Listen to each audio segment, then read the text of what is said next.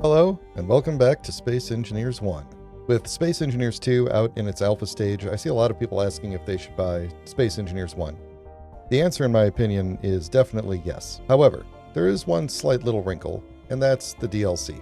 Even when it goes on sale, it's quite a lot of money, and it's adding up over time. In this series, I'm going to be going over every DLC and talk about the pros and cons. What I'm not going to do is make a strong recommendation for or against any of them. I'm going to give you the facts, and probably some opinions, and leave the decision up to you. In this episode, we're going to talk about the very first DLC, which isn't really like the others. It's Space Engineers Deluxe, also known as the Digital Deluxe Edition, or the Deluxe DLC.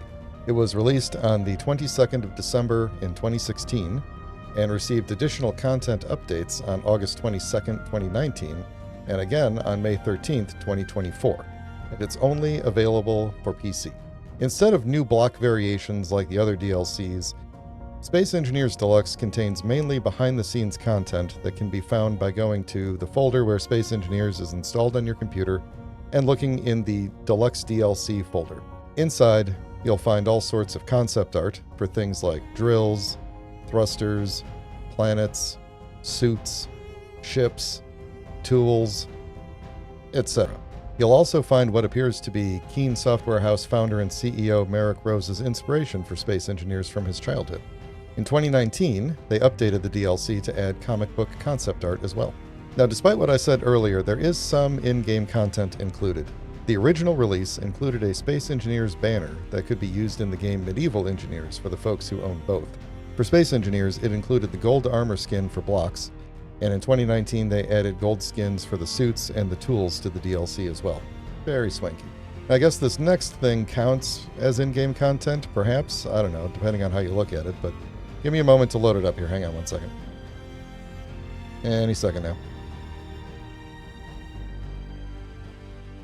There we go. It's actually the very first release of Space Engineers from 2013.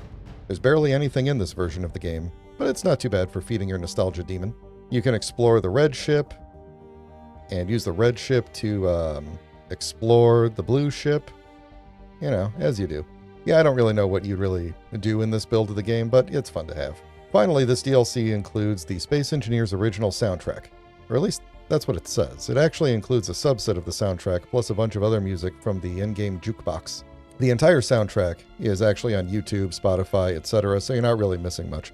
Plus, you get all of the other music that's been added from the various different music soundtrack competitions over the years. In 2019, they did add another song by the game's soundtrack composer Carol Antonin called Where There's a Will, There's a Way, and it's actually pretty cool.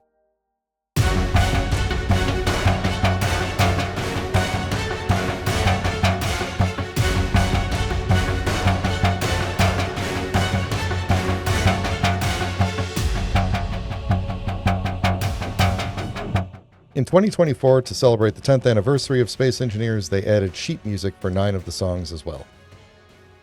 So that's everything in the Deluxe DLC. As you can see, it is not very big.